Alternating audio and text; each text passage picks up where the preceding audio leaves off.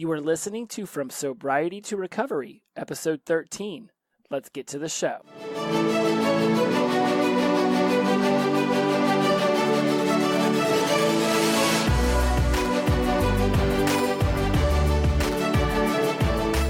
Hello, everyone. My name is Jesse Mogul, and I am in addiction recovery, and you are listening to From Sobriety to Recovery. So excited to have you here. Thank you again for joining us. It's another beautiful Sunday as I shoot this show, and I am specifically excited about this one because one of my friends and I were having lunch the other day, and she asked a very serious question about if you do something wrong, do you still deserve abundance? Do you still deserve the opportunity to have a good life, to accept abundance, and to get the things that you most desire in this world? And it was very touching when she asked this question because it's something I've noticed a lot on Instagram. It's something I've noticed a lot in my meetings, that those of us who have found the sobriety and the path to recovery, we have a lot of skeletons in our closet. And I think everyone has skeletons in their closet, but specifically, let's talk about those of us that are in sobriety and recovery. You know, we are addicts and we did very addictive things. Our behaviors were very addictive. In many cases, we lied, cheat, stole. We double crossed. We caused pain to other people for no other reason other than just to do it. I've got things I've posted about on Instagram. I've got so many more. One of the things that I posted the other day was that we all have a chapter in our book that we're unwilling to read out loud, something like that. And I'm to the point where I'll talk about anything, but I'm also not just going to start dropping all of my craziness on top of someone who just met me, right? Like even at meetings, like they're okay, like I'm going to release the crazy slowly. We all have things that we don't want to talk about that we've done. And those things generally are stuff that we did that would be seen by, normal people, quote unquote, normal people, as bad behavior. And when we have this bad behavior, does this cause us to then no longer be qualified for abundance and happiness and prosperity? And I don't think it does. I don't think a bad behavior, I don't think breaking the rules and getting caught when you knowingly were, like she had done. She had knowingly broke a rule. Monetarily wise, breaking of this rule, this particular instance was but $3. But it was the moral authority, it was the moral code that had been bent that will ultimately decide how this plays out for her. And I have done similar things in my life, at jobs and within friends. And so I really took a step back and thought, of all the bad things I've done, and I get karma and all, but am I still authorized? Am I still entitled? And I don't like the word entitled because of the way it's used against millennials, but am I still entitled to an abundantly good life? It says in the Constitution of America that all humans are created equal, the inalienable right of life, liberty, and the pursuit of happiness. Now, we've seen how that's BS. And how that, as long as that pertains, when it was written back in the day, it was written for Caucasian, male, straight Americans who owned land, right? Like if you had to fit into a certain little window, then you had the inalienable right of life, liberty, and the pursuit of happiness.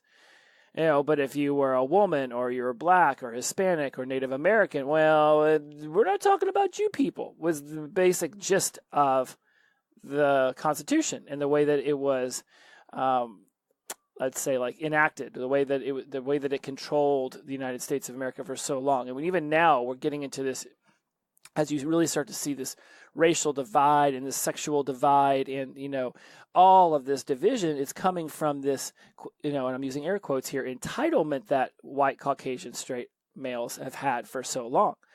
So whenever I bring in the word entitled, and I'm even looking here on a screen trying to come up with synonyms that are better, right? Like I love the inalienable right of life, liberty, and the pursuit of happiness, right? And just because we're addicts doesn't mean that somehow gets taken away from us, right? No, I mean, there is some really, really bad stuff that you could do, and you can find someone who will argue that that person still has a right to life, liberty, and the pursuit of happiness, still has the right to abundance and a good life, right? The moment I say something like that, there's going to be people who want to jump in about, well, what about Hitler or Genghis Khan or some of these homicidal maniacs that have existed even today on this planet? What about the person who started, what about the Syrian conflict, the Yemenis conflict? I mean, what about ISIS? Okay, well, let's just back up from that whole crazy train for a second, and let's just focus on where we're at with addiction as far as that goes. Right. I think even someone who has gotten behind the wheel of a car, intoxicated or not, and caused the death of other people doesn't necessarily immediately get condemned to a horrible life of scarcity, locked in a cage with no human beings and no sunlight, no food. I mean, like that's insane. Right. Like there's a line that we can't cross as humans, or then we become the worst part of humans. And we know who those people are. When I say who's the worst human that you've ever heard of on the planet, I would be willing to bet most people would go straight at Hitler, right? So let's just pull it back and let's just think about this world that we're living in now. Like let's think about what you're going through, what I'm going through. Let's think about what my friend is going through. Yes, there was a rule broken, but does that mean that abundance should be taken away from her? Does that mean that there should be no way for her to make amends? Not necessarily to the person, place, or thing that she broke the rule toward, but just in general. Should all abundance, should all prosperity, should all sense of an alienable right to have happiness be taken away? And no way. If you think that about yourself, I beg of you, I damn near command you to stop with that thinking right now and switch the perspective. Like, we've all done some stuff that when we look back upon it, we would wish that we could take back. The stuff I once told my mother that she had nothing to do with the man I became. It was all me.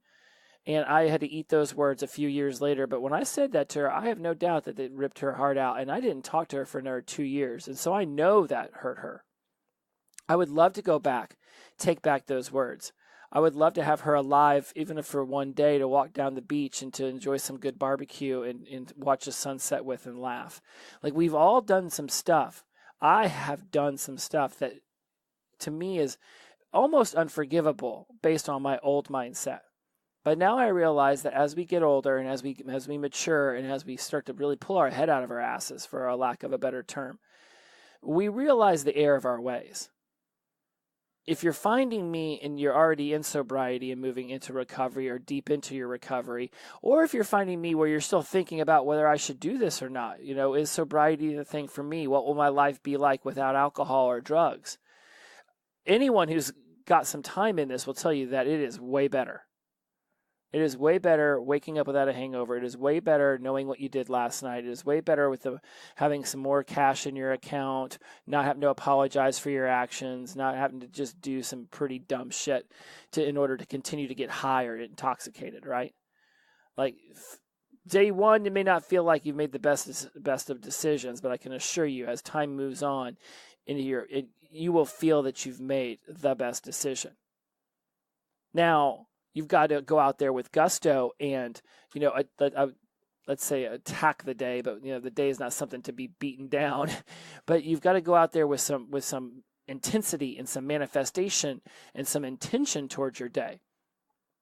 If you come home from work and you sit on your couch eating donuts, watching The Simpsons, and wondering why your life's not better and you're sober, well then, yeah, no wonder. You're doing the same thing you were doing before. Just like if you broke that rule, you hurt that person, whatever it might be, that was a negative action that has you questioning whether you deserve abundance or not. The best way to know that you do is to go out and start being abundant. Go out and apologize to that person that you've hurt. Go out and volunteer somewhere. Help people. Like, show yourself and the world that there is substance to you, that there's something that you can offer. I had a really great interview yesterday, interview/conversation with mindful_architecture on Instagram. A guy named Cliff, 19 years of abuse and addiction. As a firefighter and EMT, he quit that job and moved on and got some work in an oil field, and now he's doing some other stuff. But he's really focused on being like a life coach, a mindset mentor for people, much in the same vein that I do. I can't have all of this knowledge in my head. I can't have this amazing abundance going on in my life and not offer it up to other people who can resonate with. If you question whether you deserve abundance or not, stop living in a scarcity mindset and start being of abundance. If you've got 1 second longer of sobriety and recovery under your belt, then there's something in your head that can help someone else. And if you relapsed 5 times, there's knowledge in there that can help someone else. I think where we start to get ourselves into a bad place is whenever we start to think that abundance isn't available to us, so we have a scarcity mindset. And when you take on a scarcity mindset, your actions are that of someone with scarcity. And when you do that, you don't want to share your knowledge. You don't want to share your food. You don't want to help someone else out, because then that's taking from yourself, and you might think that you're not going to have anything else left later. Well, if I give you one of my cookies, that's one less cookie I have, without thinking, well, there's always more cookies. There's always more money to get more cookies. There's always another day at work. If this job doesn't work out, then there's another one that would love to have me. I talk about this a lot with my clients and friends. If you're in a job that you can't stand, either change your perspective on the job and have more humility and gratitude about the job. You might hate the job, but it provides you a home. It provides you food. It provides you with opportunities to take some time away and go spend it with your family. And if it's not doing those things, and no matter how much effort you put into shifting the abundance mindset towards humility and gratitude, then look for another job. There's other jobs out there. Just like if you're in a bad relationship, there's other relationships out there. If you're not liking the way that you're treating yourself, then change the way that you're treating yourself. If you don't like your appearance in the mirror, eat better and go to the gym once in a while. The steps towards abundance might appear small, and they might actually be small, but they're actually huge in the sense, the metaphorical sense of moving forward. The one small step for man, the one giant leap for mankind principle is that just by moving toward abundance and moving toward that better life, each day that step becomes so many that, 30, 60, 90, 2 years, 5 years down the road, you turn around and you can't even begin to imagine where you used to be. But you have to accept the idea and the truth we all have a deserving side of this abundance. Even back when we were cavemen and we were living in a cave, we still had, we still had something that said, yes, I am worthy of eating this animal. I am worthy of the warmth in this cave. And a lot of people say, well, then you've got to earn that worth. You've got to earn that entitlement. You've got to earn that inalienable right. There is an entitlement that the human species has over this planet, just in general. Cut down every tree, plant all the crops, bleach it out of, suck all the nutrients out of it, and then move on to the next patch. Poke a bunch of holes in it and take out a bunch of, dinosaurs so that we can use them for fuel. There is an entitlement that the human species has when it comes to where our chain of command is. Like, that's just what a majority of people think. Even the ones who are all, I'm going to hug a tree and not eat an animal. There's still an entitlement they take. I mean, they still are driving a car. They're still using a spoon. I mean, that's metal that was taken out of the planet. Like, there's no way as a human being that you can exist nowadays without taking something from this planet. So then you want to give something back so that you feel like you're doing your share. And I really believe that that's where the abundance mindset comes in. You're doing what you can to give back. If you've made an indiscretion, then do what you can to make amends for it. If you've taken from others and kept more for yourself, then find the abundance inside yourself to start giving more to others. If you're constantly giving of yourself, be more selfish and say no once in a while, right? And you're giving to everybody else. You're like, oh, well, look at me. I'm abundance towards everyone else. But then there's scarcity for yourself. And if you're not taking care of yourself, then there is what kind of version of you is left for everyone else? Well, I give to all these people ask me, and all I do is say yes, and now I have nothing left for myself, and I'm exhausted. Well, then that's going to show in the work and the effort that you're giving to all these people. Much better to be well rested and to be nourished correctly and to be energized so that when you do go out to help other people and to give of yourself, it's of 100%. Back to her original question of if we do something wrong, are we still entitled to abundance? An entitlement, again, used incorrectly when it comes to like Medicaid and Medicare, when politicians talk about it. Oh, these people, they feel entitled to welfare, entitled to Medicare or Medicaid. I mean, we as citizens are paying into this system. I don't feel like Medicare and Medicaid is an entitlement. I feel like any more than Social Security is. It's like this is what you do to have a healthy citizenry, is that you help those that are less fortunate so that they can rise up. And if they can't rise up, that's okay, because at some point, surely they've done something for the tribe. The elderly in the Native American tribes weren't expected to go hunt and gather, and they weren't really expected to do much if they were incapable of doing it. But they weren't just left while the rest of the tribe went forward, because those people had done something for the tribe then, and this was their time to just enjoy the fruits of their labor. So if you feel like you don't deserve abundance, then become that person who's giving back to the tribe now, so later when maybe the chips are down and you don't have that energy to give the abundance, then abundance can come back to you because you've already paid into that karmic bank.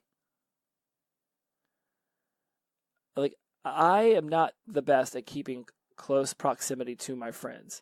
I've let some friendships dissipate that I would rather have not have. I know that I'm going to need to reach out and take those first initial steps, because if I want that friendship to be anything like it used to be, then it's up to me to make that first step. I can't say, well, they could use the phone too. Well, yes, they could. But I'm the one thinking about them right now. So to sit there and say, well, I'm thinking about them, why aren't they thinking about me? Maybe they are. Maybe they're no better at communicating than I am. We as humans aren't always great at doing the right thing at the right time. It'd be great if we were, but we're not. When Cliff was talking yesterday about the perfection of a human being, he's like, we're all perfect. My initial response is like, no, we're not. We make mistakes. We hurt others. We don't do things at the right time. There's a bazillion ways I could say that we're imperfect. His viewpoint of it is that we exist to be imperfect, to make these mistakes, to learn from these mistakes, to have pain and to stand up and rise against it, and then be able to have our heart filled with love. Like all of these things that we would see as imperfections, he instead says this is what we were created to experience, all of those. So therefore, in those imperfections, we are actually perfect humans because we are doing exactly what we were created to do, which was to learn and to grow from that and to become better from it. And I really love that perspective. I love that mentality. Because if you go into it thinking, even if I don't succeed as much as I'd like to in this endeavor, in this move, in this opportunity, I will learn from it, and therefore it's not a failure. I've said before that you're only a failure, you only fail when you quit. But some things you got to quit. You got to quit drinking. You got to quit the crappy job. You got to quit some things. But now with this idea that Cliff's implanted in my head, if you fail when you quit, take that away. You only fail when you don't learn from what it is you did. Sometimes a business has to be let go. A relationship has to be broken up from. You have to stop eating this and start eating this. You have to quit smoking cigarettes and start being healthier. When somebody's like, oh yeah, quit drinking, quit smoking, and that seems like of course, we know those things are bad for you. There was a point in time in our society where no one seemed to care how much people smoked. Everyone was doing it. Now we know that it's not great for you, but we know it's deadly. At the same time, there was a time when people thought it was okay to be doing it. So some things do need to be quit. And when you quit, learn. Know why you're quitting. Set an intention when you start something. Don't want to reach a conclusion, but if expecting it to look exactly like you think it's going to whenever it's completed is setting yourself up for failure, because you just don't know how things are going to change. Blueprints or not, as you're building a building, surely not everything looks exactly like you thought it was going to whenever you first initially designed it. Your life won't always look exactly like you wanted it to when you were designing it. But if you have an idea, you set an intention to complete the design, even if you only got 30 or 50 or 70 or 90% of the way there, it's still 30, 50, 70 or 90% better than it was whenever you first laid out that design. Learn what you can and then move forward. And that's why I think we deserve abundance as human beings who make mistakes. If you're learning from it, then the abundance comes back. Even if you haven't necessarily learned from it, because surely we can all think of a millionaire or billionaire off the top of our heads who we think has just done some dastardly crap, and somehow they still keep getting good stuff thrown at them. At some point, they're going to learn. From our perspective, we might just see them getting great stuff thrown at them, but we don't necessarily know the heartache and the drama and the life they're leading on the other side of that door. If you don't learn from the mistake that you've made, then trust me, the universe will keep giving you that opportunity to learn from it. And it doesn't mean it's going to take abundance away from you. It might give you abundance just to take it away again. As my friend and I were talking, I said, this actually could be a blessing in disguise. This thing could play out and free you from this responsibility you've had, opening up the pathway for new opportunities. Or everything could end up okay, but now you still walk out of it realizing you want to be more in control of your life. You don't want making one little rule that ultimately was a $3, moral indiscrepancy, costing you all of this future that you had lined up.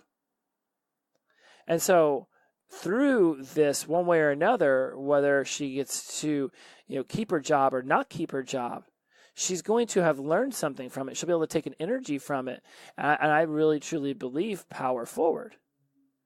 I have made mistakes similar to this in my working career, and it's caused me to reevaluate myself and think, oh, okay, I want to be more in control of my life. So I'm going to go off and I'm going to become an entrepreneur. I'm going to make sure that I can at least control my business as much as I possibly can, knowing that what I truly do is be of service to other people. Because eventually I'll find my tribe and I'll resonate. And if I make a mistake and a picture of me doing some stupid crap from back in the day shows up, more than likely I've already admitted to it. But if I haven't, then I'll apologize. I will discuss it and we will move forward through it. Abundance is there for all of us. But I truly believe you have to give out the abundance to get it back. And if you've done something wrong, yes, you're still worthy of abundance. You're still worthy of good things.